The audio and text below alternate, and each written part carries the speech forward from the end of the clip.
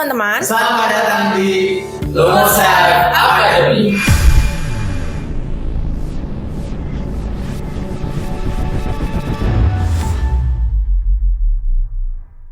Nah, teman-teman, di Lumosaf Academy, kita mempunyai metode pembelajaran yang sangat praktis. Kalian bisa belajar untuk membuat program, membangun sebuah website, dan mengembangkan soft skills. Untuk kesempatan karir, teman-teman tidak perlu khawatir. Lumosaf Academy juga mempunyai program placement untuk menunjang kebutuhan karir kalian. Bersama Lumosaf Academy, kalian bisa belajar dari ribuan online video learning dengan akses yang tak terbatas. Nah, tunggu apa lagi? Segera daftarkan diri kalian di Lumosaf Academy. Happy coding!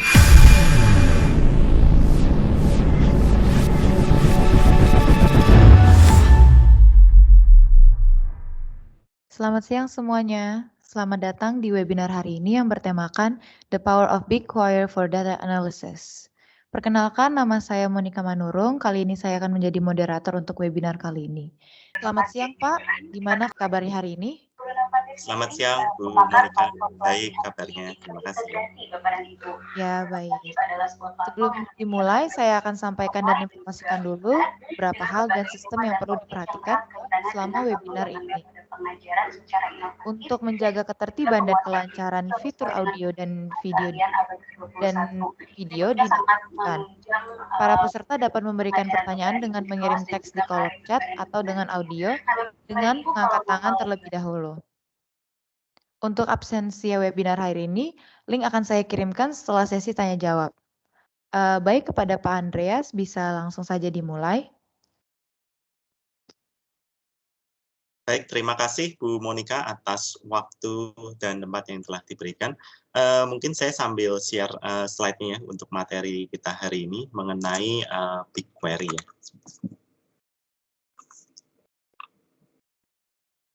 Baik, sambil menunggu untuk slide-nya muncul, sebenarnya untuk webinar ini merupakan webinar lanjutan ya, seperti yang sudah diinformasikan oleh Bu Monica, yaitu dari Cloud Server Introduction. Apabila sebelumnya sudah mengikuti webinarnya, mungkin akan sangat baik sekali karena sudah memahami untuk basicnya terlebih dahulu. Tapi kalaupun belum mengikuti webinar sebelumnya, juga tidak apa-apa, nanti akan coba dijelaskan juga untuk BigQuery-nya secara basic bagaimana untuk flow prosesnya. Ya. Mudah-mudahan nanti dengan webinar ini, Bapak Ibu sekalian yang hadir di sini, paling tidak bisa mengetahui dan mendapatkan insight mengenai BigQuery itu seperti apa. BigQuery yang merupakan salah satu produk ya dari Google Cloud untuk data analisisnya. Dan ini karena slide-nya cukup besar, mohon maaf ya, agak sedikit lama untuk load filenya. Nah, nanti BigQuery ini juga akan dijelaskan mengenai kelebihannya apa saja ya dibandingkan dengan sistem yang tradisional. Nah, untuk BigQuery itu kan dia sudah ditempatkan ke dalam cloud ya, jadi cloud-based services. Pasti ada keuntungan-keuntungan yang bisa kita dapatkan dibandingkan kita menggunakan misalnya data warehousing yang kita tempatkan mungkin di server kita secara internal.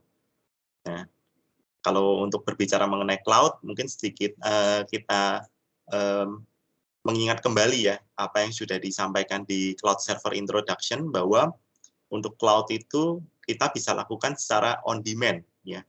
On demand berarti bahwa pada saat kita membutuhkan untuk resources-nya, untuk komputasi yang kita perlukan, itu kita bisa langsung menyewa dengan segera. Nah, setelah itu kalau memang ternyata kita sudah tidak perlukan, kita pun juga sudah bisa langsung melepaskan untuk resources yang sebelumnya kita sewa. Jadi cukup membayar apa yang kita perlukan saja ya. Nah, di sini untuk slide-nya mudah-mudahan sudah muncul ya Bapak Ibu di tempat masing-masing. Untuk topik kita webinar kali ini adalah The Power of BigQuery for Data Analysis ya. Nah, jadi kita bisa kombinasikan nanti untuk BigQuery menjadi suatu tools ya untuk kita nanti utilisasikan ke dalam kita menganalisa data. Nah, query, kalau kita bicara mengenai query, pasti kalau Bapak Ibu ada yang background-nya dari IT, sudah cukup paham ya, query itu pasti korelasinya adalah dengan database ya. Database tentunya dengan yang cukup populer adalah SQL ya. Lalu SQL sendiri nanti ada MySQL, ada SQL Server dan seterusnya ya. Dan itu nanti ada korelasinya ya antara BigQuery dengan query-query yang dari SQL ya atau SQL ya, SQL Server. Nah, lalu juga seperti yang kita lihat nanti kita bisa juga membuat laporan-laporan seperti yang terlihat di ilustrasi di atasnya ya. Jadi ada banyak laporan, bervariasi ya laporannya, mulai dari yang bentuknya mungkin yang umum ya, seperti yang di Excel seperti itu, atau di PowerPoint, ada pie chart ya, bisa untuk bar chart. Lalu, nah yang cukup menarik adalah yang di tengah itu juga ada peta ya. Nah nanti ada khusus kegunaan daripada BigQuery ini untuk adalah geospatial ya. Geospatial adalah kita memetakan berdasarkan peta geografis ya. Biasanya nanti ada data-data tertentu yang akan berguna kalau kita memvisualkan dalam bentuk peta itu ya. Nah itu mungkin sedikit perkenalan dan pembukaan ya dari topik yang akan kita bahas pada hari ini. Mudah-mudahan semua pada tertarik ya, karena pasti kalau kita punya suatu sistem, mau tidak mau kita pasti punya ya, untuk kalau kita ada interaksi ya, ada interaksi dengan pengguna ya, pengguna bisa memberikan feedback, pasti akan ada data yang kita simpan ya. Nah, data yang kita simpan itu kalau kita bisa analisa dengan baik ya, kita bisa gunakan, pasti tentunya akan ada banyak hal atau manfaat yang bisa kita dapatkan juga ya. Nah, sebelum masuk ke materi-materi berikutnya, saya perkenalan dulu ya. Nama saya Andreas Kurniawan. Saya saat ini adalah sebagai founder dan CEO dari jasaperantara.com ya. Jasaperantara.com itu merupakan suatu layanan untuk pembelian barang ya. Nah, memang banyak ya untuk hal-hal IT yang saya terapkan di sana, termasuk salah satunya untuk otomatisasi dan termasuk BigQuery juga. BigQuery juga sudah digunakan di dalam sistem yang ada di jasaperantara.com. Nah, selain itu saya juga pernah ya menjadi IT Infrastructure Manager di Nissan Motor Indonesia. Di sana cukup banyak ya pengalaman yang saya dapatkan, tidak hanya dari sisi perangkat lunak, tapi juga karena infrastructure manager adalah mengurus mengenai perangkat kerasnya ya. Jadi memang itu harus kombinasi ya. Termasuk BigQuery juga pasti menggunakan suatu resources. Cuman nanti kalau kita sudah berbasis cloud itu tanpa kita sadari sebenarnya. Di baliknya di dalam proses itu semuanya memang dilakukan di dalam suatu komputasi ya, komputer. Nah, cuman kita karena sistemnya sewa, jadi seakan-akan kita tidak memiliki komputer itu, tapi kita sudah menggunakannya. Ya. Nah, di sini waktu itu saya memegang ada beberapa data center ya yang di Nissan, dan tentunya cukup banyak pengalaman ya, mulai dari standar-standar yang berlaku untuk memang bisnis secara profesional gitu ya. Selain itu, saya juga pernah menjadi MIS Manager di salah satu distributor air minum dalam kemasan, ya Aqua, dari grup Danone ya. Grup Danone sebenarnya cukup banyak produknya ya, tidak hanya Aqua ya, sangat bervariasi. Nah, kebetulan saya menjadi salah satu MIS Manager. MIS Manager ini membawahi untuk divisi IT ya. Jadi kalau di perusahaan lain itu setara dengan departemen head atau kepala departemen. Jadi di bawahnya nanti ada manajer, ada supervisor, ada staff ya. Dan waktu itu ada cukup banyak cabang, ada sekitar 13. Jadi mudah-mudahan nanti dari pengalaman-pengalaman saya ini bisa saya sharing juga untuk yang terutama terkait dengan BigQuery-nya ya. Dan yang terakhir ya, pengalaman saya juga ada di cloud ya, di Alibaba Cloud. Saya certified untuk Associate Cloud Computing ya.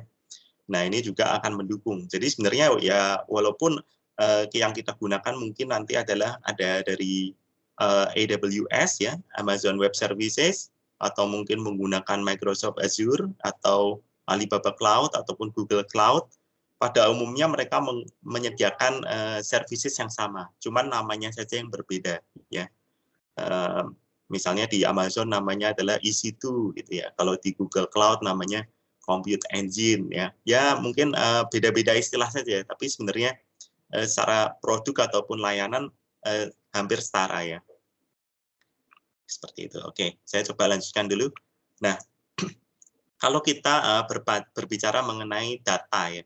Data, nah kalau di suatu perusahaan yang besar, biasanya data untuk menganalisa data ataupun mengolah data itu sudah ada tim khusus yang menanganinya ya, seperti ada data workers ya kita bilang. Nah itu biasanya mereka lebih ke arah menganalisa data ya, lalu termasuk juga untuk ada yang namanya nanti ada data migration ya, data migration, lalu ada data cleansing ya. Data cleansing baru mungkin setelah itu baru bisa data transfer. Nah, setelah transfer masuk ke data warehousing, kita baru melakukan yang namanya data reporting ya. Terkadang memang untuk kita melakukan suatu reporting itu dalam beberapa kasus tidak langsung straightforward ya. Tidak serta-merta oke, kita punya data misalnya di database, langsung kita query langsung muncul hasilnya. Nah, mungkin kalau untuk yang sederhana, masih skala kecil atau menengah mungkin masih memungkinkan ya. Tapi kalau sudah menengah sampai ke besar, nah itu terkadang ada beberapa kendala apabila kita langsung melakukan query itu ke dalam database, terutama kalau database itu adalah database production ya. Nah, pasti akan ada banyak pertimbangan ya. Oh, oke, kalau begitu ya kita backup dulu. Kita menggunakan database misalnya yang standby gitu ya, bukan yang production. Nah, tapi kalau kita menggunakan sistem backup, pasti ada drawback-nya, yaitu kelemahannya data itu menjadi tidak real time ya. Sebagai contoh, kalau datanya sudah misalnya ratusan giga ataupun tera, kita untuk membackup pun pasti juga perlu waktu ya. Tidak bisa misalnya 5 menit selesai gitu. Bisa saja untuk membackup bisa perlu waktu berjam-jam atau mungkin bisa sampai hitungan hari ya. Sedangkan kalau misalnya kita menunggu backup selesai, nanti setelah itu harus restore lagi. Restore perlu waktu ya. Restore perlu waktu, belum nanti running report-nya perlu waktu lagi ya. Nah, jadi pada akhirnya adalah kalau itu terjadi penundaan untuk penampilan data itu, akhirnya decision making-nya itu tidak bisa strategik ya, tidak bisa strategis ya. Padahal yang bagus adalah decision making yang strategis itu dia bisa melihat kondisi saat ini ya, bukan kondisi bulan lalu atau kondisi minggu lalu. Karena kalau sudah obsolete datanya, pasti kondisinya mungkin sudah berbeda ya, terutama di dunia sekarang semuanya serba IT ya, cukup dinamis. Nah, jadi apabila kita terlambat, tentu decision-nya bisa akan belum tentu tepat. Nah, ini kita lihat apa sih sebenarnya yang menjadi waktu paling banyak yang dihabiskan oleh seorang data analis ya, atau data workers di dalam sebuah perusahaan. Nah, ini sebenarnya cukup banyak ya ini hal-hal yang mempengaruhi ya. Tapi kalau kita lihat yang paling banyak adalah too much time on data preparation. Nah, itu seperti yang tadi saya sampaikan nih.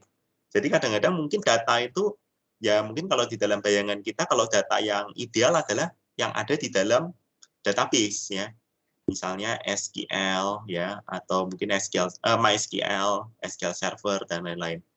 Atau PostgreSQL ya. Atau bahkan yang NoSQL bisa juga seperti itu. Tapi ada beberapa kasus mungkin di beberapa perusahaan juga datanya itu masih di dalam bentuk Excel ya. Excel. Jadi kalau Excel kan ya kalau mau query kita bisa sih kita menggunakan formula-formula ya di dalam Excel-nya. Tapi bagaimana kalau misalnya data itu variatif? Kalau mungkin seragam hanya satu file Excel mungkin kita bisa analisa. Tapi kalau data itu tersebar misalnya ada yang Excel mungkin di divisi contohnya divisi sales misalnya menggunakan Excel. Lalu kita punya juga di divisi HRD dia menggunakan MySQL ya. Terus ternyata di divisi IT dia pengen yang berbeda menggunakan NoSQL. Nah, kalau data yang berbeda-beda ini kita mau query ya tentunya tidak semudah itu ya. di Excel gimana cara menghubungkan ke MySQL? Bisa sih ya dikoneksikan, tapi kan pasti ada kerumitan tersendiri di situ ya. Dan itulah yang menyebabkan kenapa yang justru yang paling banyak terjadi adalah too much time on data preparation, untuk bisa menyatukan itu dulu, baru setelah itu melakukan analisa. Nah, nanti beberapa yang kita lihat di sini ya, yang menjadi poin-poin ini sebenarnya bisa diselesaikan di dalam BigQuery ya. BigQuery itu nanti kalau kita lihat nanti ada beberapa tahapan yang bisa dicapai supaya mengeliminasi waktu-waktu yang terbuang ini ya. Terus yang kedua, slow response to request ya. Nah, mungkin kalau ada yang sudah pengalaman ya, menyimpan data misalnya GPS di dalam database, jumlahnya wah itu pasti banyak sekali ya, karena GPS itu biasanya seringnya up to date ya, berapa detik sekali dikirim datanya, muncul titik baru, kita simpan ke database ya, alhasil adalah dalam 1 jam saja itu datanya sudah banyak sekali. Itu baru misalnya satu driver ya. Ya kalau kita ambil perandian misalnya kita aplikasinya adalah mirip kayak GoSend ya, atau Grab Express, atau mungkin ya kalau untuk makanan bisa juga GoFood, GrabFood, Shopee Food ya, apa yang serba food gitu ya. Nah, itu mereka kan biasanya pelanggan itu bisa melihat ya drivernya ini sudah ada di mana gitu ya. Sudah ada di mana, apakah sudah dekat atau belum. Nah, untuk mengirim lokasi itu kan terkadang belum tentu direct ya. Misalnya dari handphone driver belum tentu langsung dikirim ke handphone pengguna ya. Disimpan dulu di server biasanya. Di server baru nanti pengguna mengakses datanya di server. Nah, server tentu menyimpan data itu cukup banyak ya. Cukup banyak data yang disimpan. Nah, tapi nanti ada kebijakan lagi ya. Apakah menyimpannya itu cukup misalnya pesanan selesai langsung dihapus. Nah, nanti kalau ada kendala bagaimana? Misalnya kendalanya disampaikan 1 jam kemudian, terus dianalisa sama tim di perusahaan, bisa perlu waktu berhari-hari, dan tentu tidak semudah itu kita langsung pesanan selesai dihapus. Jadi data itu akan sangat banyak, dan biasanya justru malah memang tidak dihapus, karena perusahaan itu menggunakan data-data itu untuk dianalisa, supaya nanti bisa digunakan untuk keputusan penjualan. Biasanya bisa seperti itu ya, untuk marketing dan lain sebagainya. Nah, saking banyaknya, ratusan giga ataupun sampai tera, itu kalau kita query ya di dalam SQL, itu tidak cukup misalnya 5 detik sudah keluar hasilnya. Bisa sampai 5 menit, 10 menit. Bahkan terkadang kalau memang kompleks dan datanya besar, bisa sampai berjam-jam. Nah, inilah yang nanti akan kita coba selesaikan juga menggunakan BigQuery ya. Bagaimana strateginya nanti kita lihat ya, BigQuery bisa mengatasi hal ini ya. Lalu lack of collaboration ya, ini juga terkait dengan sistem untuk komunikasi dan integrasinya ya. Too many versions of analytical models ya. Lack of clarity on requirement. Nah, ini untuk dari sisi permintaannya kurang jelas ya. Lalu ada tools-nya itu terlalu kompleks, cara penggunaan software-nya ya. Nah, ini juga pengaruh ya. Terus tidak mengetahui data source-nya. Nah, ini lebih ke arah koordinasi ya. Jadi kolom-kolomnya apa saja tidak ada yang tahu misalnya, atau mungkin tidak dijelaskan ke data workers. Jadi mereka mencari-cari tahu sendiri ya. Lalu lack of understanding of analytics and data science ya. Nah, ini juga pengaruh nanti misalnya antara kemauan manajemen dengan apa yang dibuat oleh data analis ternyata berbeda nih. Nah, itu juga akan bisa menimbulkan wasting time ya. Harus dibuat lagi laporannya dan seterusnya ya. Oke. Nah, lalu kita lihat nih, kalau tadi kan kita sudah melihat alasan-alasan waktu yang banyak terbuang oleh data workers ya, yang mungkin akan kita selesaikan menggunakan BigQuery. Nah, lalu yang kedua juga ada perbedaannya antara big data, data science, dan data discovery ya. Nah, kalau kita lihat di sini untuk big data itu kita berbicaranya adalah mengenai volume, velocity, and or variety of data ya. Jadi BigQuery itu sebenarnya memang idealnya adalah digunakan untuk big data ya, yang secara volume itu memang besar, banyak ya, masif. mungkin sampai berpuluh-puluh giga atau beratus-ratus giga atau sampai terabyte ya. Nah, apakah bisa misalnya kita, nah ini mungkin ada yang bertanya ya, apakah bisa kita menggunakan BigQuery untuk database yang atau data yang sedikit yang kita hanya coba-coba gitu. Misalnya cuma 10 baris gitu ya, atau mungkin yang jumlahnya nggak terlalu banyak lah ya. Mungkin pelanggan 1 bulan cuma ada pesan 50 gitu ya. Jadi 1 tahun paling cuma ada ya sekitar 600 pesanan. Nah, apakah bisa kita menggunakan BigQuery? Itu pasti akan muncul di benak kita gitu kan. Padahal kata-katanya big ya, BigQuery korelasinya dengan big data ya. Jawabannya adalah sebenarnya bisa ya, bisa. Kita menggunakan BigQuery untuk small data sebenarnya juga bisa, nggak harus big data. Tapi apa implikasinya? Implikasinya adalah sebenarnya tidak terjadi perbedaan benefit yang signifikan ya. Kita bisa mau running hanya untuk 5 baris data atau cuma 1 baris data juga bisa. Tapi kalau kita bandingkan misalnya dengan query langsung ke database itu, atau mungkin kita kerjakan secara manual, ya mungkin tidak terlalu signifikan ya. Secara manual aja mungkin udah langsung cepat gitu ya, tetap udah selesai. Dibandingkan kita men-setup untuk BigQuery-nya dan lain sebagainya, environment-nya ya. Dan tentunya ada mungkin beberapa cost kalau misalnya kita menggunakan beberapa yang premium ya di BigQuery-nya seperti itu. Nah, lalu dari big data itu ada potensial business impact ya. Jadi ada sesuatu yang pengen kita cari di big data itu untuk nanti kita analisa dan digunakan untuk keputusan-keputusan strategis ya. Nah, apa biasanya kelemahan daripada big data itu ya? Difficult to implement ya, karena saking banyak datanya. Kita mau memindahkan datanya aja pasti waktunya tidak sebentar ya, karena besar itu tadi faktornya.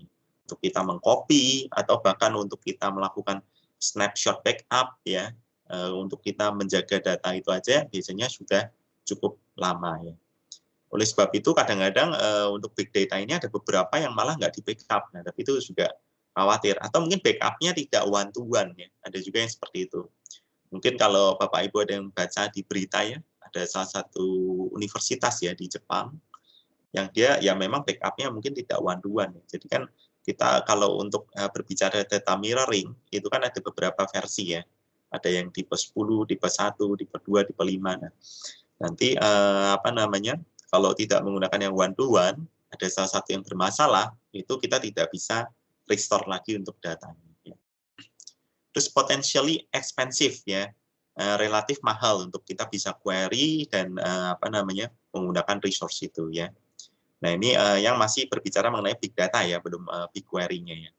Lack of skills available ya, tidak semua orang bisa ya capable untuk menghasilkan query yang efisien, yang cepat untuk big data ya. Kalau tidak efisien ya tentunya sekali running 1 hari ya waktunya habis banyak terbuang ya untuk menunggu, ternyata setelah itu hasilnya nggak sesuai. Nah, itu akan menjadi problem lagi ya. Nah, di luar dari big data itu ada juga namanya data discovery ya. Data discovery salah satunya adalah easy to use, agile and flexibility, ya installed user base, time to results ya. Dan di sisi lain adalah low complexity of analysis karena hanya berupa data discovery saja ya. Data permukaan ya istilahnya.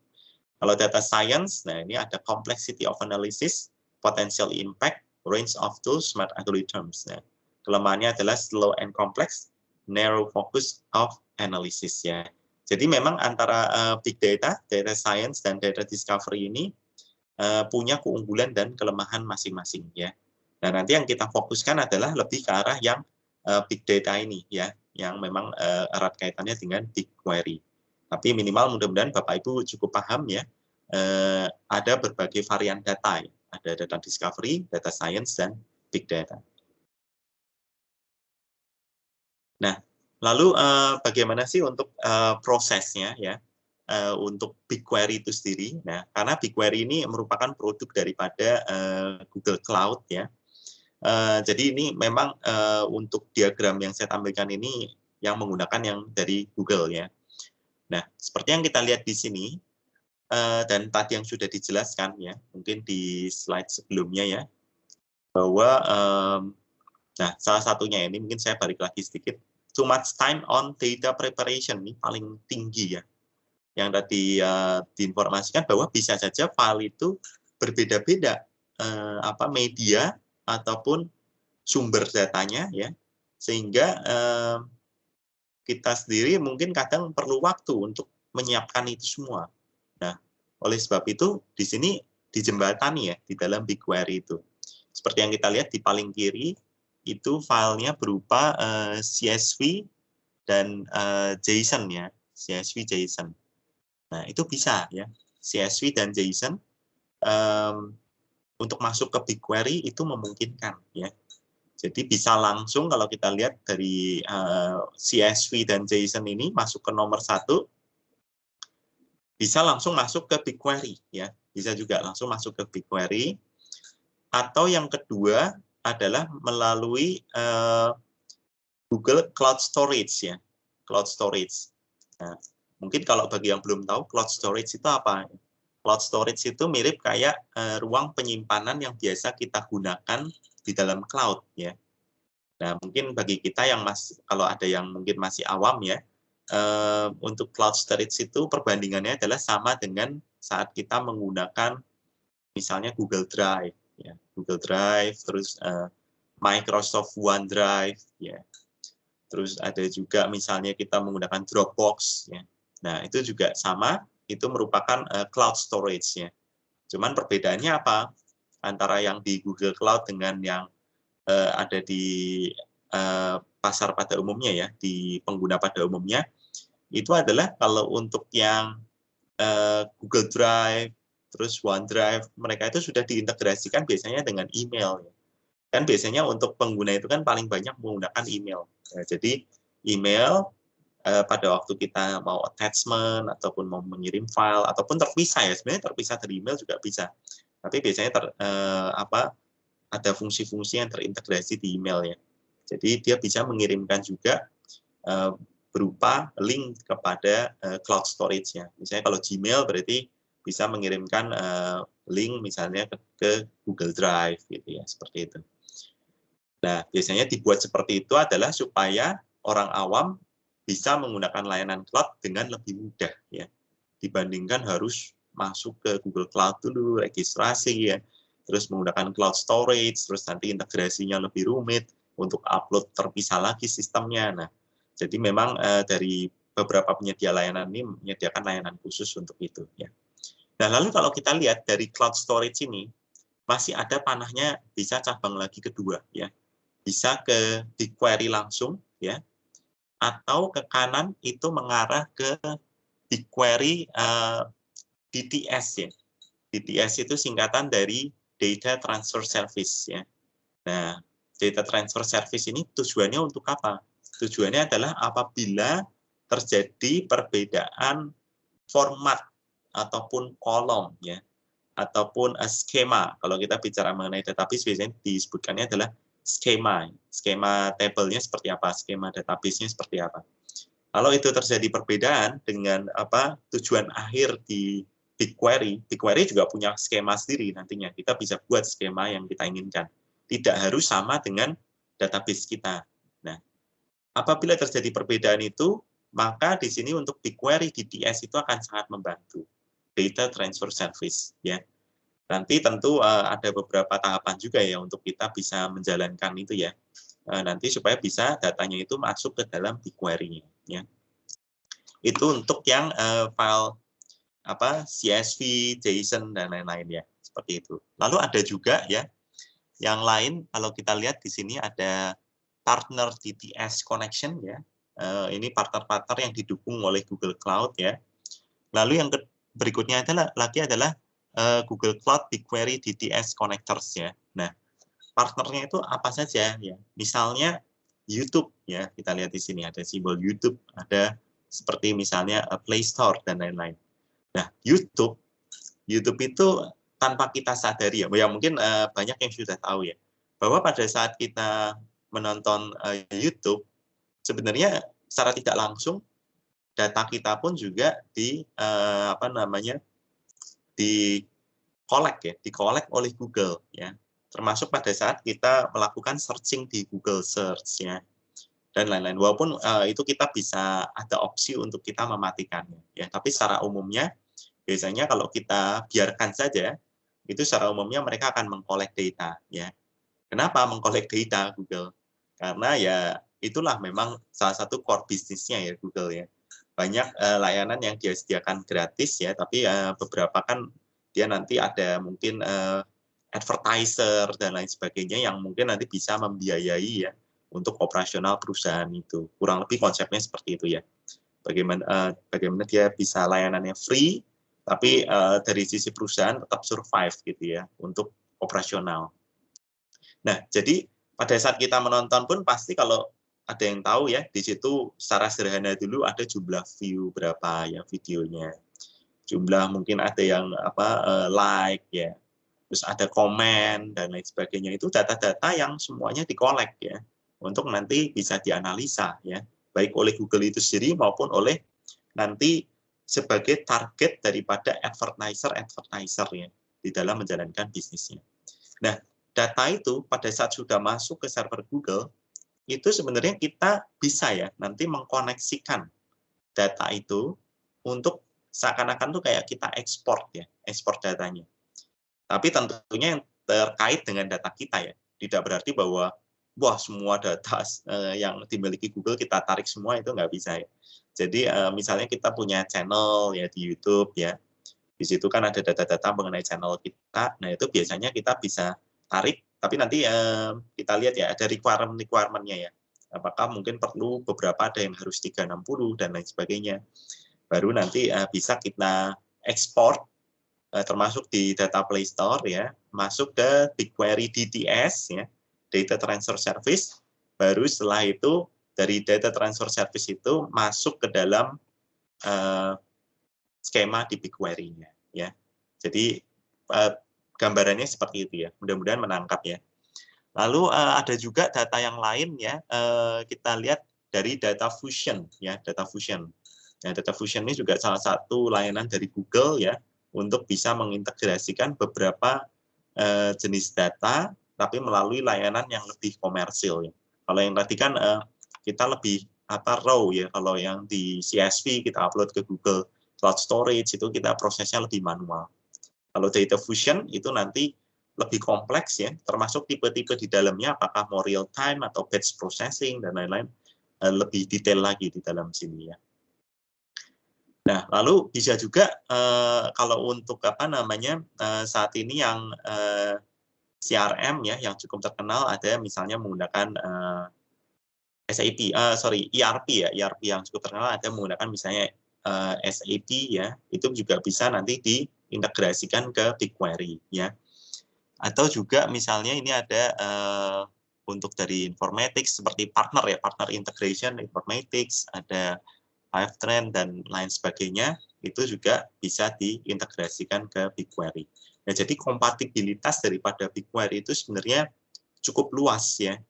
Tidak hanya mungkin untuk database dan lain sebagainya, bahkan partner-partner termasuk layanan daripada Google itu sendiri bisa diintegrasikan ke dalam BigQuery. Nah, kenapa sih kita harus mengintegrasikan misalnya YouTube, kenapa harus kita tarik ya? Lalu misalnya kita punya Google Analytics untuk website, kenapa kita harus tarik juga ke BigQuery? Tujuannya adalah kadang-kadang kalau kita integrasikan semua data itu menjadi satu, lalu kita buat analisanya, itu akan menjadi powerful dibandingkan kita hanya melakukan analisa terhadap satu channel saja. Misalnya YouTube, ya kita cuman analisa di YouTube saja. Karena kenapa? Karena gini, kadang-kadang kalau kita sudah hidup di era digital ini, ada istilah namanya adalah omnichannel. Ya. Omnichannel, jadi belum tentu satu orang itu hanya menggunakan satu aplikasi saja. Bukan cuman misalnya YouTube, ya udah YouTube saja gitu. Terkadang di dalam satu orang itu berkegiatan dalam satu hari, ataupun beberapa hari, itu bisa menggunakan aplikasi yang bervariasi. Ya. Mulai dari browsernya, ya. Browser untuk browsing, ketik sesuatu, cari di Google, itu sudah satu layanan Google Search Engine. Terus setelah itu, misalnya orang itu mau cari hiburan, ya buka YouTube, nah, itu sudah satu service sendiri. Lalu terakhir misalnya dia buka Facebook, ya, nah itu juga satu layanan sendiri lagi. Baru akhirnya misalnya setelah dia cari dari berbagai sumber itu, akhirnya dia memutuskan untuk melakukan pembelian. Nah, disitulah nanti kita bisa, kalau kita sudah punya beberapa channel itu, kita bisa satukan dan kita analisa ya untuk mendapatkan hasil yang lebih efektif gitu ya. Oke. Nah, lalu kita lihat yang berikutnya lagi. Di sini yang tadi kita sudah lihat adalah jenis-jenis data gitu ya. Jenis-jenis data yang bisa kita masukkan ke dalam BigQuery. Nah, selain itu kita juga bisa membedakan ya dari jenis transfer datanya ya. Jenis transfer datanya. Ada yang namanya batch processing, ada yang namanya real time processing ya. Kalau real time processing artinya adalah gini. Misalnya contohnya di kasir lah ya, yang gampang. Di kasir misalnya kasir apa ya? Kasir Indomaret atau kasir Alfamart ya, atau mungkin di supermarket ya, di manalah ya. Nah, pada saat dia menginput data ya di misalnya salah satu outlet, ada yang melakukan pembelian misalnya sebesar Rp100.000. Nah, sekarang pertanyaannya adalah ini ada banyak versi ya. Apakah di dalam outlet itu dia punya server sendiri atau tidak ya? Atau langsung misalnya ke cloud, maksudnya langsung ke internet, langsung ke server, mungkin server utama gitu. Kalau misalnya ternyata dia punya server sendiri di dalam outlet itu, pasti kita perlu juga mengcopy ya data pesanan itu mungkin ke server utama, misalnya contohnya begitu ya. Kenapa? Karena misalnya kalau masih bentuknya silo ya, setiap outlet punya server sendiri-sendiri, terus semua datanya di situ sendiri di masing-masing outlet, nanti akan susah lagi untuk dianalisa ya. Nah, proses transfer dari outlet misalnya ke server pusat ataupun ke data center utamanya itu bisa ada dua jenis, bisa apakah langsung tadi pada saat transaksi selesai disimpan langsung di-copy datanya ke server pusat, atau yang kedua adalah kita menggunakan kayak penjadwalan ya, penjadwalan itu namanya batch processing ya. Jadi dijadwalkan. Penjadwalan pun nanti bervariasi ya. Apakah misalnya setiap 10 pesanan ya, bisa seperti itu. Misalnya sudah pesanan ke-10 baru ditransfer. Atau mungkin setiap dalam hitungan waktu ya, setiap 5 menit sekali ya. Atau mungkin 1 jam sekali. Itu juga bisa. Atau mungkin daily backup ya. Setiap selesai closing ya, closing penjualan 1 hari itu baru datanya ditransfer. Nah, jadi itulah yang membedakan antara yang tadi namanya istilahnya batch processing dengan real time processing ya. Kalau real time begitu transaksi selesai langsung dikirim ya. Nah, pada waktu masuk ya dari data itu masuk, nanti akan ada istilahnya namanya adalah ingest ya. Ingest ini adalah proses penerimaan data ya. Penerimaan data dari eksternal ya. Pada saat data itu diterima, nanti bisa kita proses ataupun langsung kita lakukan penyimpanan ya. Kalau kita lakukan penyimpanan langsung, kita masuk ke dalam store ya. Store. Nah, di dalam store ini tadi ada beberapa tahapan yang bisa kita lakukan ya. Bisa misalnya kita masukkan dulu ke dalam cloud storage, kalau itu berupa file ya. Misalnya tadi seperti CSV ataupun Excel, itu bisa kita masukkan ke dalam cloud storage. Nah, baru nanti setelah itu dari cloud storage kita olah untuk masuk ke dalam BigQuery ya. Ini juga sama ya, prosesnya bisa batch, bisa real time ya, sama juga. Lalu BigQuery staging kita bisa lalu setelah itu masukkan BigQuery data warehouse. Nah, data warehouse ini yang nanti merupakan hasil akhir yang siap untuk kita proses menjadi reporting. Nah, jadi setelah selesai proses store, berikutnya adalah serve atau reporting. Serve ini sendiri di dalam untuk komponen yang disupport oleh BigQuery ada beberapa ya. Kalau yang terkenal di sini ada seperti misalnya Tableau. Ya. Tableau mungkin ada beberapa yang sudah menggunakan. Lalu ada juga Power BI. Power BI.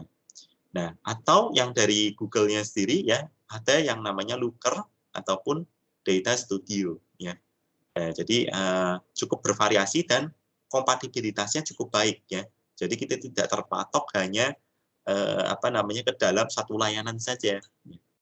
Kenapa kita harus melihat yang namanya kompatibilitas pada saat kita menggunakan layanan cloud?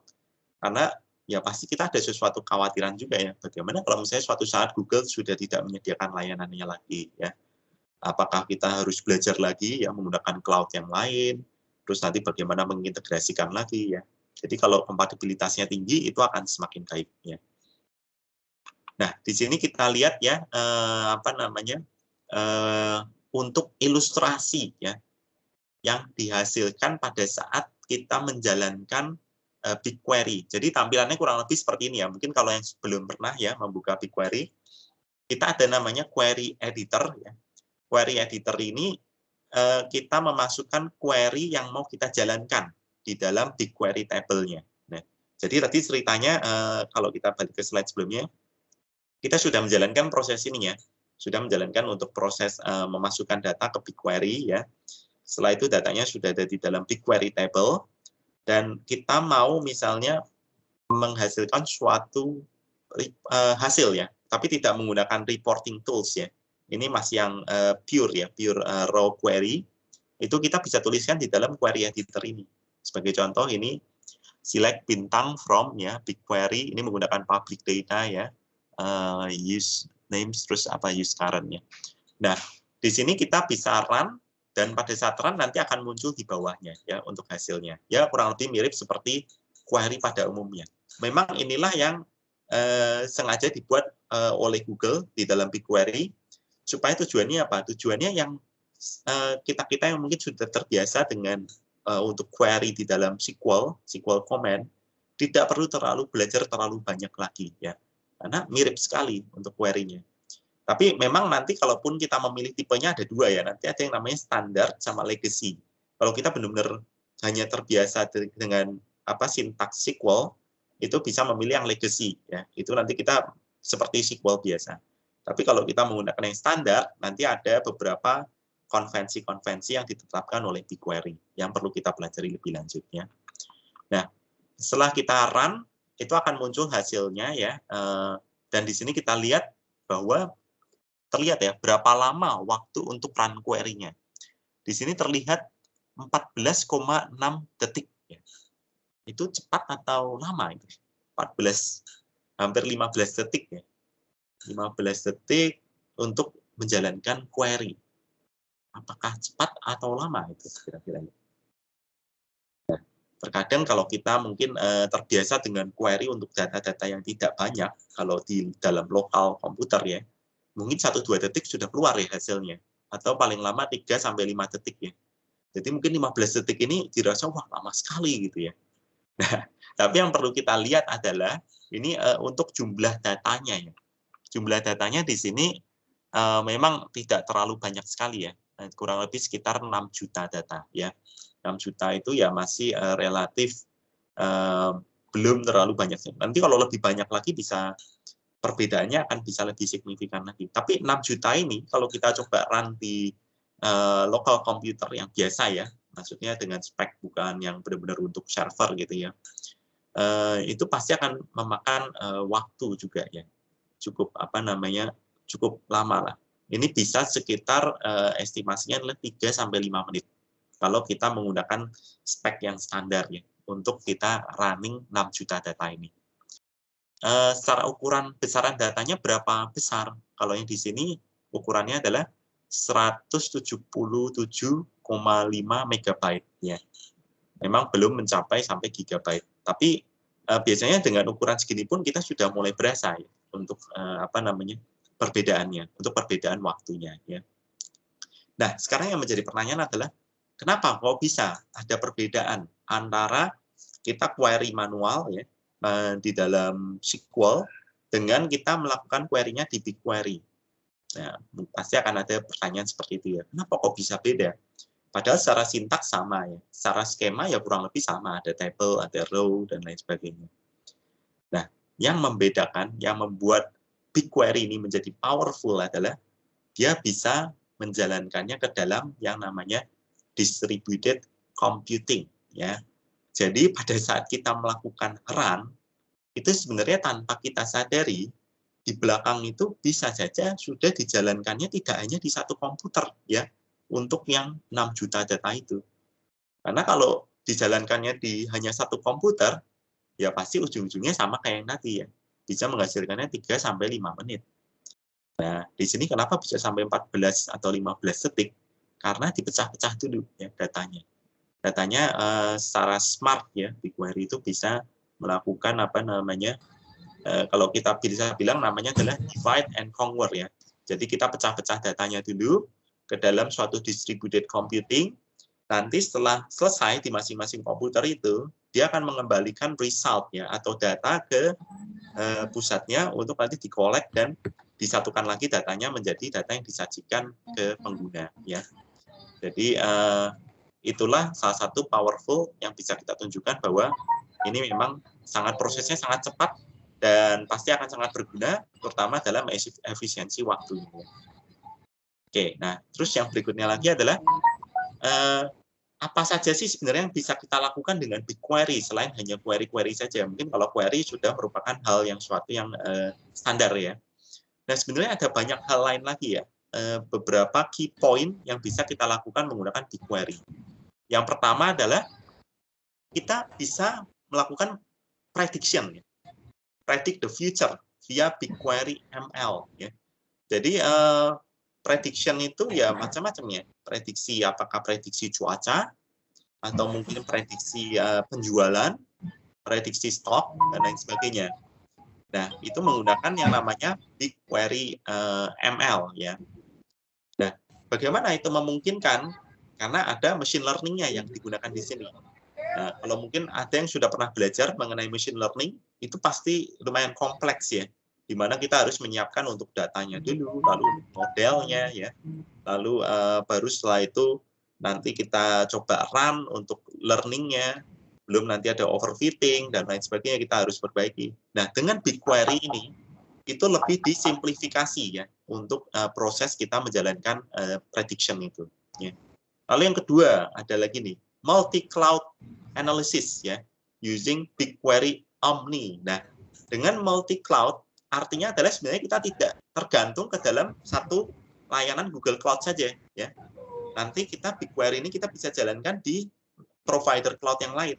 Misalnya di Amazon Web Services, kita bisa gunakan juga BigQuery-nya di sana ya, menggunakan teknologi BigQuery Omni ini atau multi-cloud analysis ya. Lalu yang ketiga adalah serverless reporting integration ya to BigQuery BI Engine. Nah, BI Engine itu adalah untuk business intelligence ya. Business intelligence itu untuk kita menghasilkan reporting yang sifatnya adalah recommendation.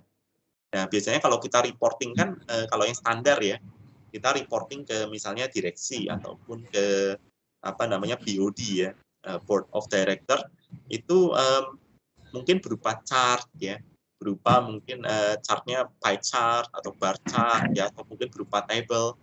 Nah, kalau kita sudah menggunakan BI atau business intelligence, mungkin seperti kalau kita produk yang ada di pasar itu seperti ada ClickView ya, ataupun yang lain-lain, itu akan ada recommendation, jadi langsung muncul.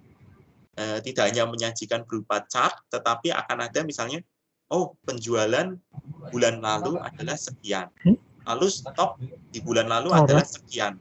Nah, jadi rekomendasinya adalah misalnya dengan menambah stok karena potensi penjualan di bulan ini akan meningkat. Nah, bisa seperti itu ya. Dan yang terakhir adalah Geospatial Data Analysis and Visualization with BigQuery GIS ya. Nah, nanti itu yang tadi sempat kita lihat di awal ya. Ada yang namanya pemetaan.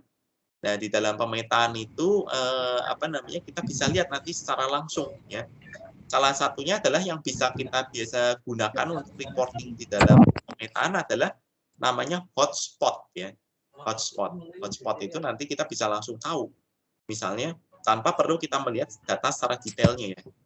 Sebagai contoh misalnya berapa banyak sih pesanan yang ada di Jakarta dibandingkan yang ada di Banten. Nah, pada saat kita menampilkan petanya nanti akan terlihat secara hotspotnya lebih besar mana yang muncul lingkarannya antara Jakarta dengan yang di Banten seperti itu ya. Oke, mudah-mudahan ada gambaran ya mengenai beberapa hal yang bisa kita lakukan lebih jauh untuk BigQuery. Nanti akan kita lihat ya contohnya satu persatu ya untuk beberapa hal ini.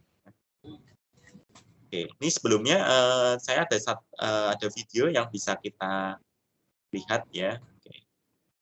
Nah, ini untuk sound. Mudah-mudahan untuk sound-nya muncul ya. Nanti kalau memang ternyata videonya sound-nya tidak muncul, bisa diinformasikan ya untuk dicek lebih lanjutnya.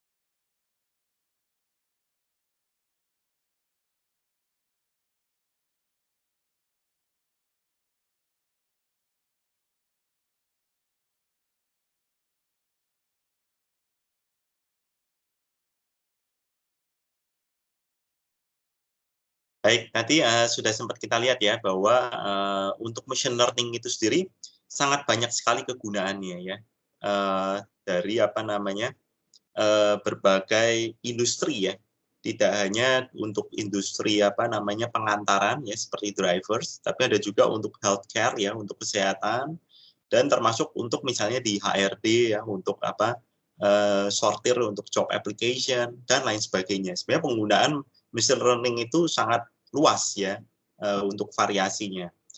Nah, tapi memang tadi di akhir diinformasikan bahwa mudah-mudahan untuk machine learning ini terus berkembang untuk arah yang positif ya, karena bisa juga nanti ya untuk hal-hal yang lain. Nah, lalu apa kaitannya machine learning ini dengan BigQuery ya? BigQuery sendiri dia menyediakan satu produk khusus ya, namanya BigQuery ML ya, machine learning. Itu enables data scientists and data analysts to build and operationalize ML models. Nah, jadi kalau yang tadinya kita untuk bisa menjalankan suatu machine learning itu perlu proses yang panjang ya, mulai dari data preparation, lalu pembuatan modelnya, lalu nanti kita kalau jauh lebih ke dalamnya lagi kita harus menentukan untuk epoch dan lain sebagainya ya, untuk detailnya.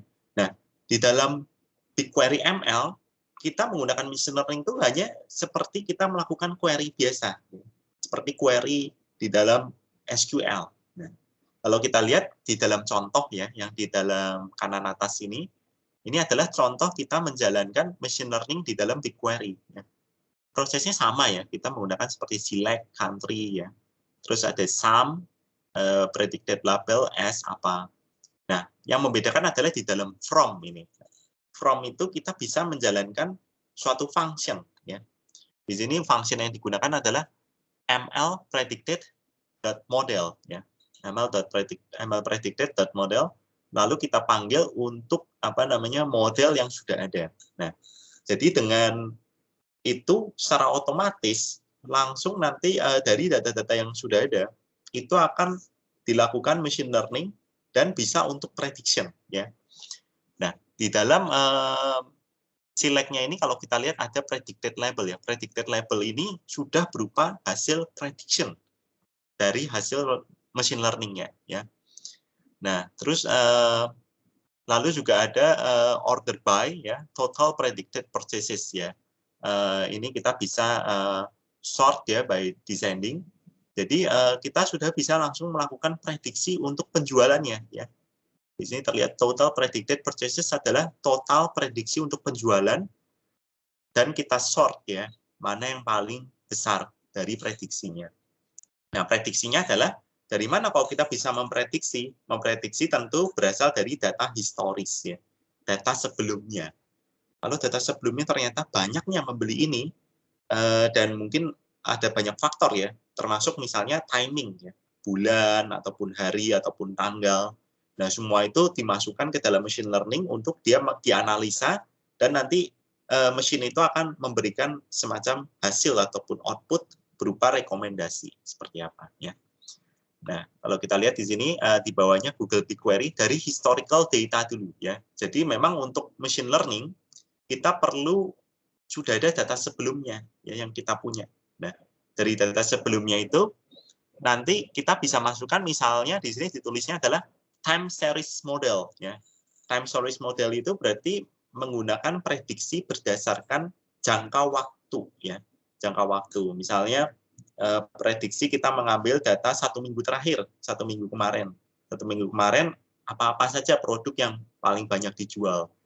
Nah, lalu bagaimana dinamikanya? Apakah misalnya hanya laku cuma di 1 hari saja atau ternyata lakunya itu rata ya. Hampir setiap hari, konsisten, seperti itu. Nah, dari situ kita masukkan ke dalam ML, machine learning, baru setelah itu kita keluarkan hasilnya nanti berupa forecast ready for activation. Ya, activation ini ya untuk kita bisa tampilkan hasilnya, termasuk juga aktivasi misalnya untuk sales ataupun untuk marketing, ya, untuk bisa memasarkan produk-produk yang memang potensial untuk dilakukan penjualan. Ya. Jadi kurang lebih ini ya untuk BigQuery ML salah satu yang powerful yang mungkin kita nggak bisa dapatkan nih di dalam SQL yang biasa ya. Di dalam kita menggunakan MySQL ataupun SQL Server ya. Biasanya ini layanan yang terpisah ya. Yang kita lakukan biasanya adalah apa untuk kita bisa machine learning? Kita ekspor dulu datanya ya. Ekspor dulu misalnya jadi data yang compatible kalau misalnya kita machine learning-nya menggunakan Python gitu kan. Python berarti kita ekspor ke dalam, kalau enggak misalnya CSV ya. CSV baru nanti dimasukkan ke dalam machine learning-nya ya. Baru setelah itu baru muncul datanya. Akan lebih sedikit repot dibandingkan kalau BigQuery sudah jadi satu kesatuan ya. Nah, lalu tadi keunggulan yang lainnya adalah kita bisa ada yang namanya BigQuery Omni ya. BigQuery Omni itu apa? Jadi walaupun ini produk daripada Google Cloud, tapi sebenarnya ini kompatibel dengan cloud services yang lain. Artinya adalah kita tidak memiliki ketergantungan terhadap hanya pada Google Cloud-nya saja. Ya. Di Google Cloud ini kita lihat data itu bisa ditransfer ya ke other public cloud ya, ke dalam query engine daripada cloud service yang lain menggunakan Anthos cluster ya. Dan mereka punya data storage sendiri memungkinkan untuk hal itu ya. Karena apa? Karena di sini kata kuncinya adalah menggunakan bahasa yang sama nih, yaitu Anthos ya. Anthos itu merupakan suatu untuk source yang open source ya, open source yang bisa digunakan oleh semua public cloud untuk memberikan layanannya. Nah, Anthos itu apa sebenarnya? Anthos itu adalah containerization ya. Containerization management untuk kalau kita biasa berbicara mengenai untuk satu kontainer atau kita bilangnya droplet ya. Nah, di dalam situ nanti kita bisa orkestrasikan menggunakan Anthos itu ya. Jadi dengan adanya hal ini tidak ada ketergantungan kita terhadap satu layanan Google Cloud saja. BigQuery ini lebih bisa bersifat global ya, walaupun memang istilahnya ada di Google Cloud itu ya, seperti itu. Nah, bagaimana sebenarnya BigQuery Omni ini bekerja? Ya, kita lihat secara detailnya supaya kita bisa lebih memahami ya untuk proses daripada BigQuery ini. Nah, kalau kita lihat yang ada di sini, di Google Cloud Region yang ada di kiri ya, lalu di bagian kanan ini sudah masuk ke cloud services yang lain, yaitu AWS ya. Nah, kalau kita lihat ini berbeda ya, perusahaannya juga berbeda ya. Satu punyanya Google, satunya lagi punyanya Amazon ya. Tapi tidak terbatas hanya di dua ini ya. Bisa juga nanti kita integrasikan misalnya dengan layanan cloud yang lain ya, seperti itu. Jadi ini karena hanya contoh ya, kalau semuanya ditampilkan mungkin akan menjadi tidak jelas ya. Jadi hanya dicontohkan misalnya antara Google dengan AWS. Nah, bagaimana prosesnya? Kita lihat di sini ya. Di sini bahwa di dalam Google Cloud Region ada BigQuery Compute Cluster ya. Nah, BigQuery Compute Cluster di dalamnya memang ada memori yang dialokasikan juga ya. Lalu ada Petabit Network, ini premium ya. Lalu ada juga untuk BigQuery Storage ya. Nah, ini satu paket ya, satu paket untuk BigQuery-nya, mulai dari compute cluster-nya sampai memorinya sama storage. Ini merupakan suatu resources yang standar ya, yang biasa kita memang akan gunakan saat kita menggunakan suatu layanan tertentu. Memang harus ada memori, harus ada storage, dan harus ada computing-nya ya. Itu tiga itu memang standar. Kita nggak bisa cuma ada computing nggak ada storage gitu ya, atau cuma ada memori nggak ada computing, itu juga nggak bisa. Jadi memang pada saat kita menyewa misalnya kalau untuk yang compute engine standar itu tiga hal itu memang tidak terelakkan ya. Mau storage-nya berapa besar, mau computing-nya berapa gigahertz ya atau berapa core, lalu mau memorinya itu berapa gigabyte ya. Itu biasanya kita pilih di awal pada saat kita melakukan penyewaan untuk cloud services ya. Nah, lalu di kanan kita lihat ada AWS ya. AWS kurang lebihnya sama ya, kurang lebihnya sama. Cuman nanti di sini kita lihat bahwa ada powered by Anthos Technology ya. Anthos yang tadi saya informasikan bahwa ini adalah untuk orkestrasi. Orkestrasinya antara apa? Antara satu cloud provider dengan cloud provider yang lainnya. Jadi luar biasa nih ya, dengan adanya Anthos ini ya. Dia bisa mengorkestrasikan multi cloud ya. Tidak hanya cuma satu perusahaan tapi beberapa perusahaan sekaligus ya. Memang harus menggunakan sama-sama Anthos ya, bahasanya sama gitu. Supaya bisa saling komunikasi, bisa saling ngobrol. Nah, lalu di sini juga ada disediakan BigQuery Control Plane ya, berupa UI, API atau CLI on Google Cloud. Jadi ini lebih memudahkan lagi ya, dibandingkan kita harus men-setup sendiri ya. Kita harus masuk ke AWS, lalu kita bikin sendiri, lalu kita masuk ke Alibaba Cloud, kita bikin sendiri, itu sangat merepotkan. Nah, jadi dengan adanya BigQuery Control Plane ini, kita bisa langsung di dalam control plane ini kita buat, kita mau di mana untuk cloud-nya ya. Jadi nanti akan diatur sendiri oleh si Anthos-nya ya. Setelah itunya ada orkestrasinya ya. Nah, lalu untuk komunikasi datanya itu menggunakan BigQuery routers ya, dan kita lihat bahwa itu merupakan decoupled compute and storage for maximum flexibility ya. Inilah yang rata-rata biasanya dimau oleh perusahaan, bahwa dia tidak ingin tergantung ke dalam satu layanan tertentu. Saya kalau bisa ada 2 atau 3, tujuannya adalah sebenarnya mereka ini kan juga saling kompetisi ya, antara Google, Amazon, Microsoft, ya Alibaba. Di dalam dunia cloud ini juga mereka saling berkompetisi ya. Bahkan ya sama lah, mungkin sebelumnya kalau kita lihat kan kalau beberapa tahun yang lalu ya, pada saat kompetisi untuk yang riding di Indonesia ya, seperti Gojek ya, ada Grab sama ada Uber ya. Nah, bayangkan kalau misalnya kita hanya tergantung dengan Uber saja misalnya. Terus tiba-tiba mereka berkompetisi 3 ini, lalu Uber ternyata misalnya hengkang dari Indonesia. Nah, alhasil adalah mungkin kita kelahbakan, wah kita terbiasa pakai Uber gitu kan. Nah, oke, kita gunakan layanan yang lain, tapi kan perlu waktu ya. Misalnya registrasi dulu, terus pelajari lagi gimana sih cara pesan misalnya di yang lainnya. Nah, kalau itu mungkin prosesnya cukup sederhana ya. Tapi kalau bagi suatu perusahaan yang mempunyai data yang big data ini, terkadang tidak semudah itu ya. Oke, kita registrasi, terus langsung kita setup, langsung 1 jam kemudian sudah up lagi. Nah, itu belum tentu seperti itu. Terkadang inilah yang menjadi salah satu keunggulan adalah fleksibilitas itu. Jadi ya udah, kalau misalnya suatu saat, AWS sudah misalnya tidak menyediakan layanan lagi di Indonesia atau mungkin di mana gitu, kita bisa langsung switching ke yang lain menggunakan Entes ini ya.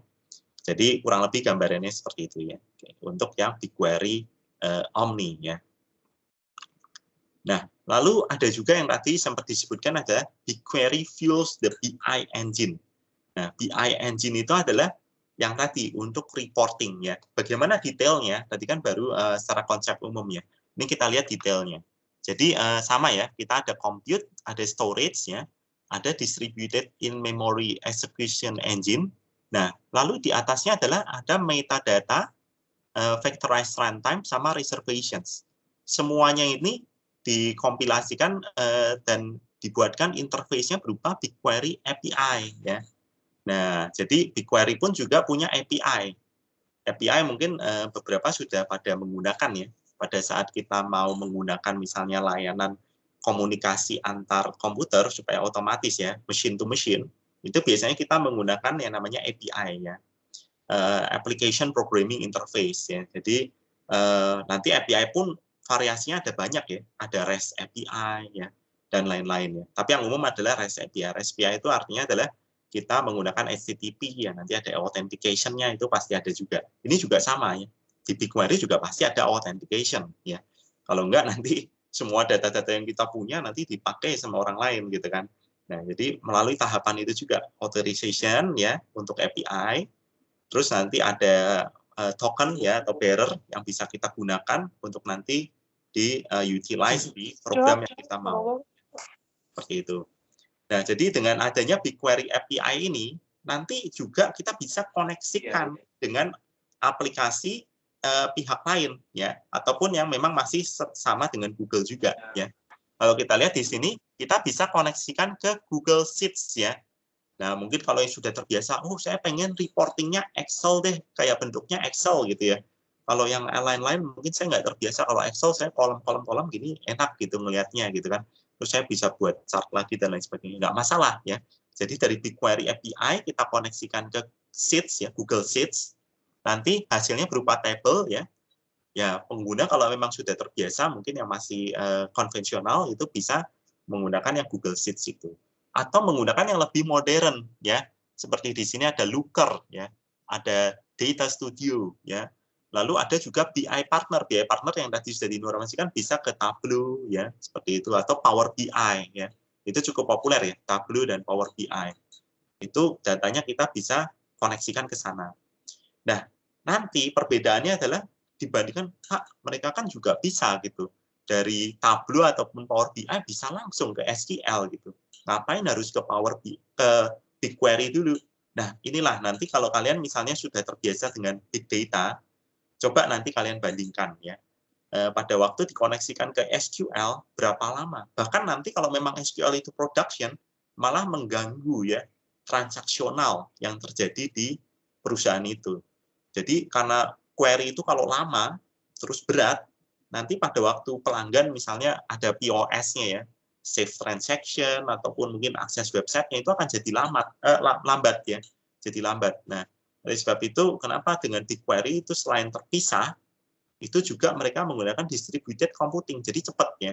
Pada waktu kalian bikin reporting-nya nanti akan cepat, nggak seperti biasa aja gitu, seperti datanya kecil gitu. Padahal di balik itu datanya sangat besar ya.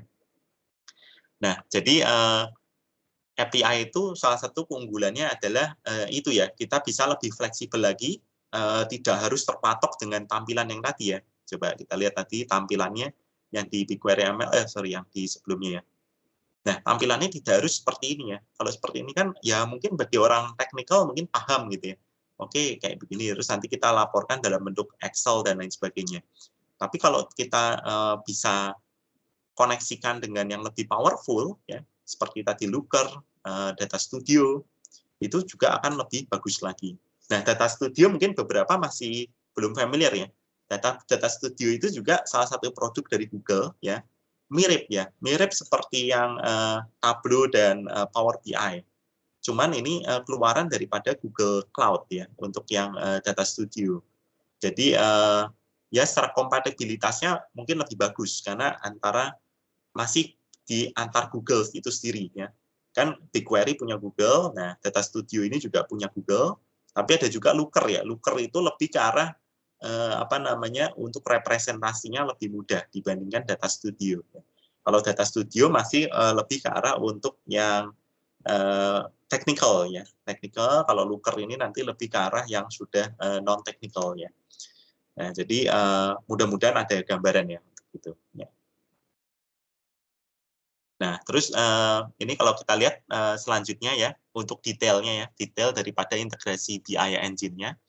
Nah, di sini untuk data source-nya kita bisa ambil dari cloud ataupun on-premises ya.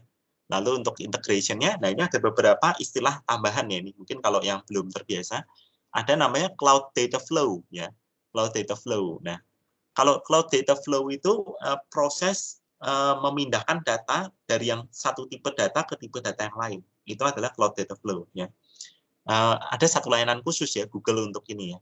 Lalu yang kedua adalah Cloud Data Fusion. Nah, Data Fusion ini sebenarnya sudah penggabungan ya antara pemindahan data transfer service dengan data transformation ya. Itu menjadi data Cloud Fusion. Lalu ada BigQuery ya yang kita saat ini sedang bahas. Lalu ada Cloud Data Proc. Nah, Cloud Data Proc ini adalah untuk proses transformation, data transformation ya.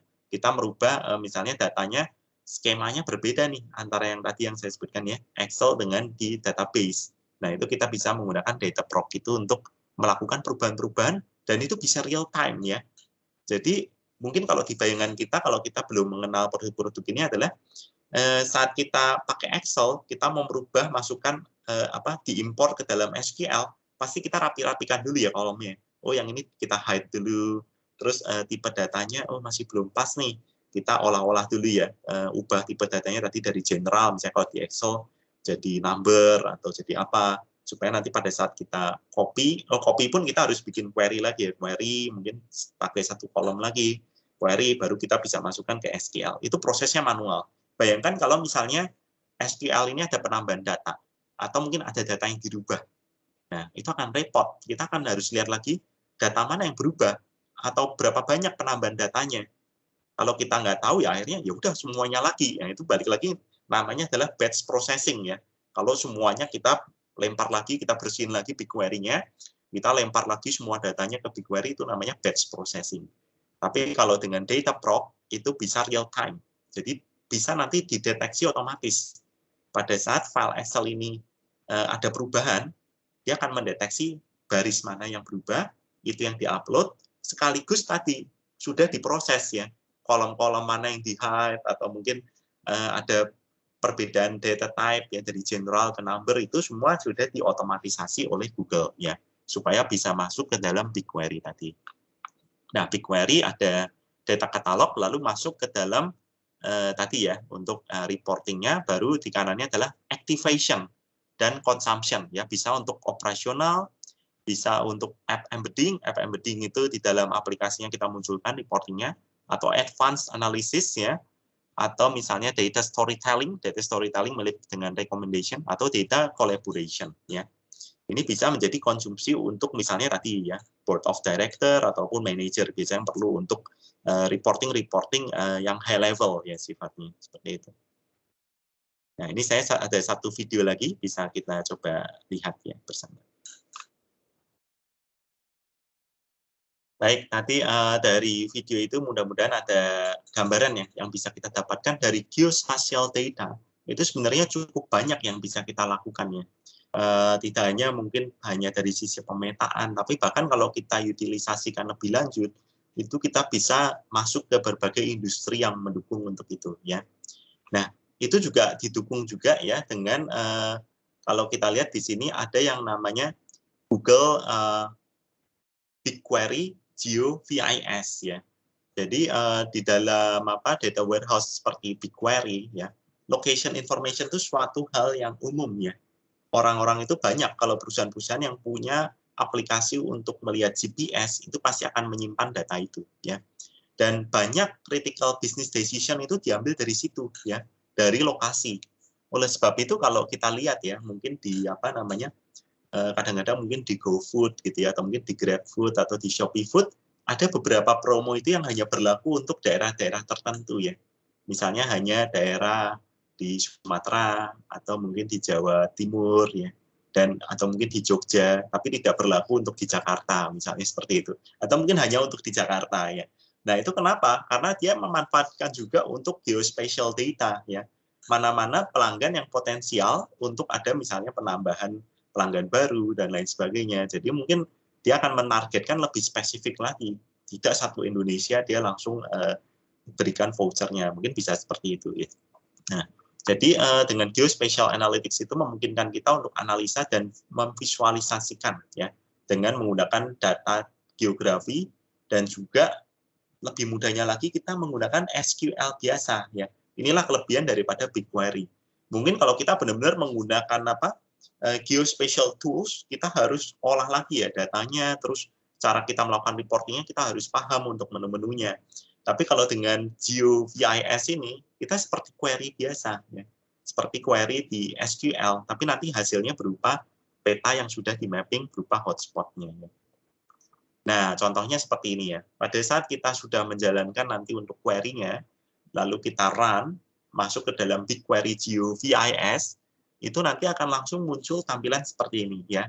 Dan nanti akan kita bisa tentukan ya, kolom mana yang menjadi untuk lokasinya. Dan pada saat kita sudah tentukan, nanti di kanan ini sudah otomatis akan langsung terpetakan ya. Titik-titiknya di mana, misalnya pesanannya, atau mungkin di satu momen tertentu, driver itu posisinya ada di mana, itu bisa terlihat.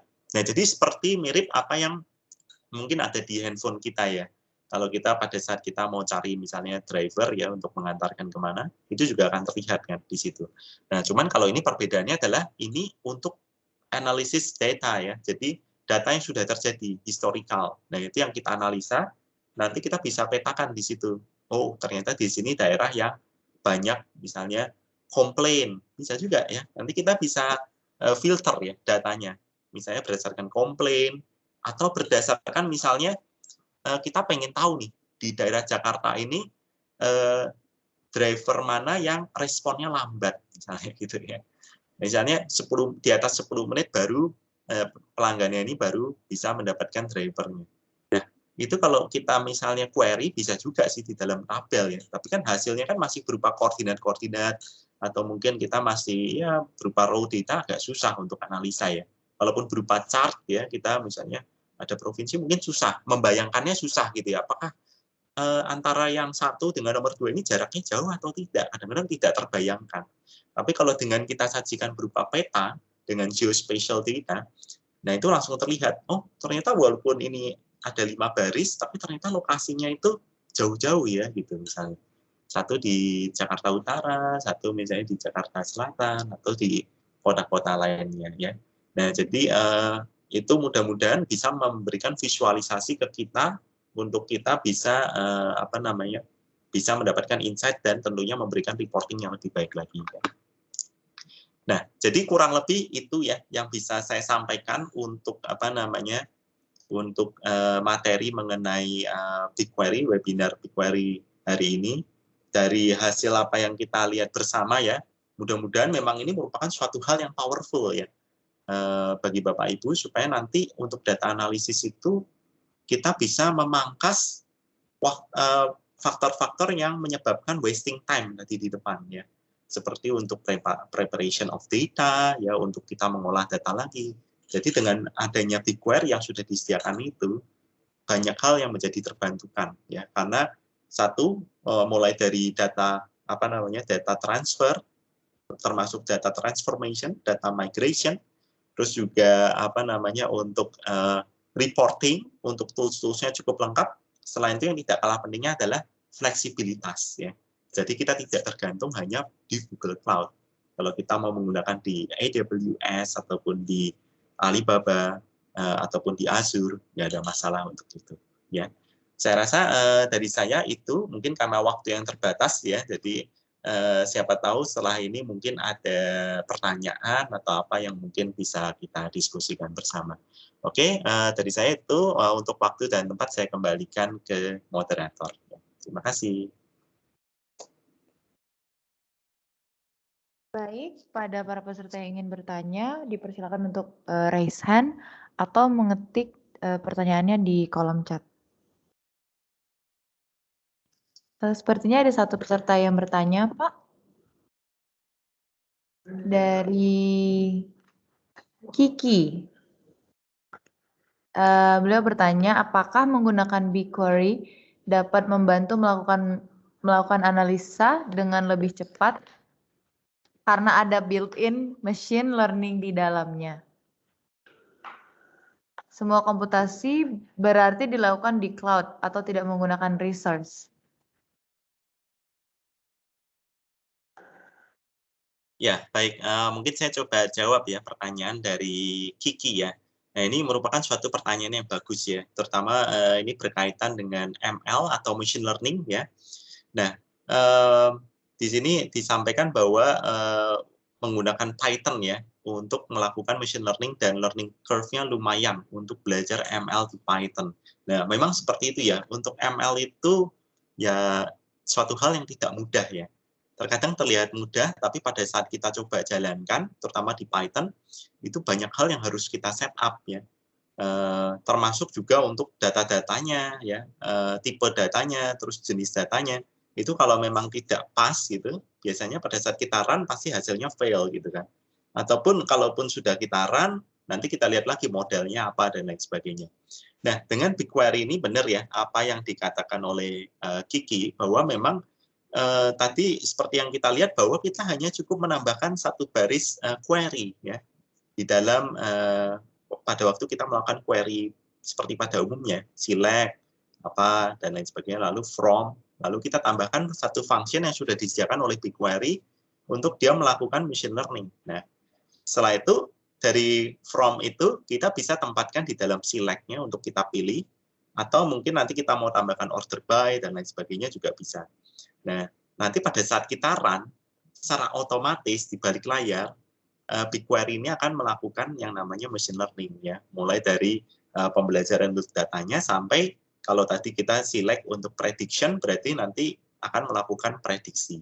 Nah, lalu di sini juga disebutkan oleh Kiki, semua komputasi berarti dilakukan di cloud, tidak menggunakan resource sendiri. Nah, itu benar ya.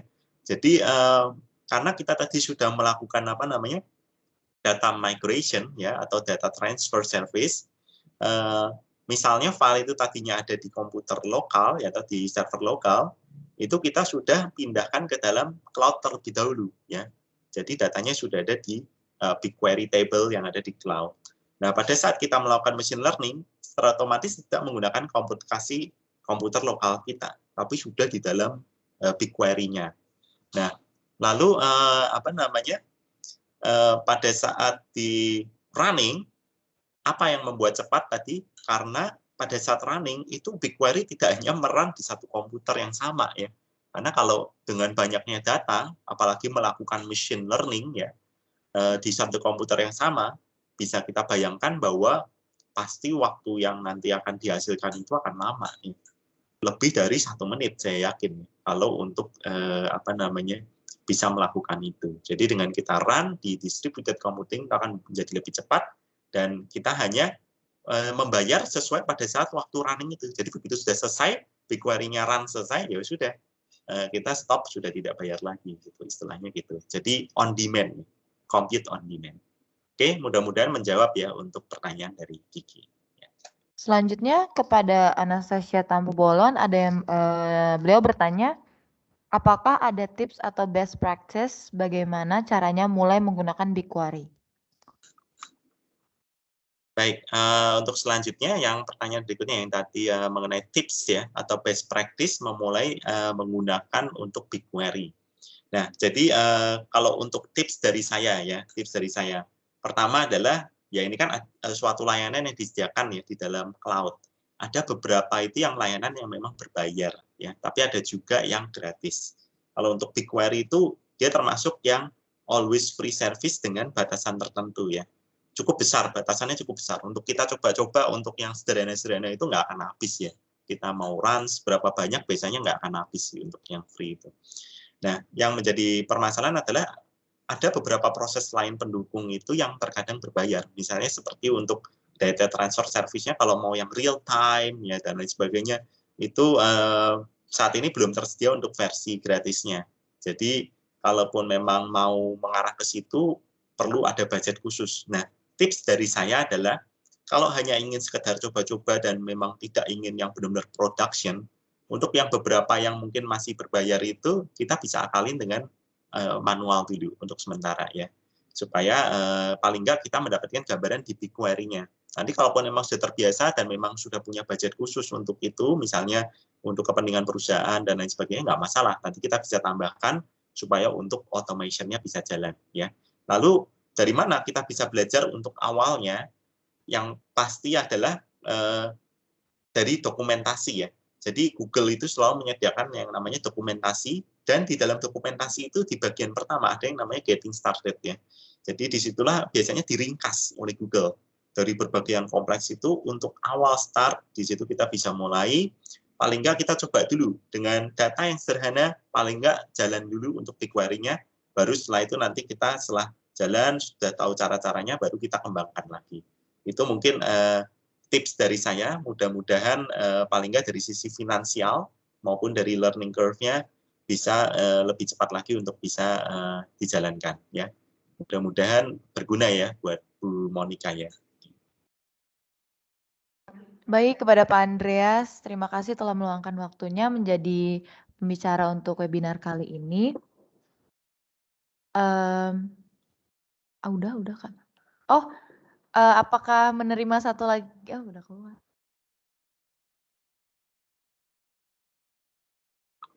Ada satu pertanyaan lagi ya, mungkin boleh saya jawab? Iya, ada satu kali pertanyaan lagi. Kekurangan dari Sri Wahyuni, kekurangan dari cloud computing itu apa ya, Pak?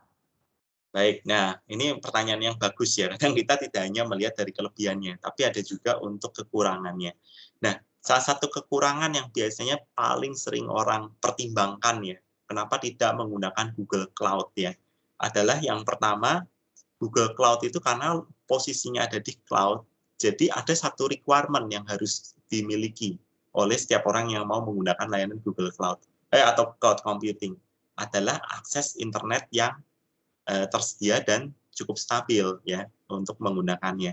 Karena kalau misalnya kita mau implementasi cloud computing tapi di desa terpencil yang mungkin akses internetnya nggak 24 jam gitu ya. Nah, itu mungkin akan bisa menjadi kendala ya.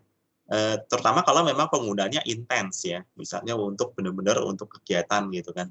Nah, memang itu biasanya lebih disarankan untuk menggunakan misalnya server lokal dan lain sebagainya. Tapi kalaupun memang di kota-kota besar ya, memang yang akses internetnya cukup memadai dan nggak terlalu ada kendala, cloud computing ini sangat direkomendasikan karena ya itu sifatnya adalah on demand. Pada saat kita tidak perlukan, kita ya udah langsung kita stop, kita udah nggak bayar. Bayangkan kalau kita punya server gitu ya, punya server, terus ternyata kita udah nggak pakai. Nah, kita kan harus jual dulu ya. Terus pasti ada namanya depresiasi ya, kalau untuk nilai dari suatu barang. Belum nanti kalau ternyata, oh komputernya kurang nih, harus ditambah. Kita tambah lagi. Sudah jadi 10, terus tiba-tiba sudah nggak kepake. Nah, akhirnya 10 ini jadi mau diapain gitu kan. Kalau misalnya cloud itu, dia bisa dinamis. Misalnya hari ini perlu 10 komputer, sewa gitu kan. Besok hanya perlu 5, kurangin. Jadi karena fleksibel itu justru malah lebih hemat ya, cenderung lebih hemat. Karena kita bisa sesuai dengan kebutuhan dan itu bisa otomatis ya. Instant provision namanya. Jadi instant provision itu kita perlukan saat ini, ya udah 10 kita langsung. Bayangkan kalau kita beli komputer, belum tentu langsung 10-10-nya ada hari ini juga kan. Nanti kita telepon misalnya ke, ya kalau distributor besar mungkin punya ya, tapi kalau misalnya toko kecil gitu kan, kita mau beli 10 komputer, oh ya inden dulu gitu kan, baru datang misalnya bulan depan, nah ini keburu mau dipakai gitu kan. Nah, jadi ada beberapa lah plus minus yang bisa kita gunakan ya. Oke, mudah-mudahan menjawab ya untuk pertanyaannya. Terima kasih. Baik, terima kasih Pak.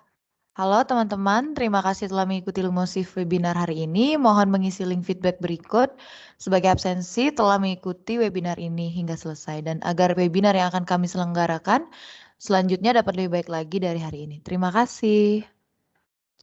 Terima kasih kepada Pak Andreas telah meluangkan waktunya dalam webinar ini.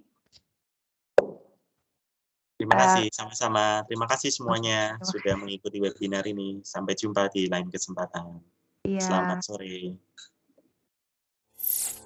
Halo teman-teman. Selamat datang di Lumosaf Academy.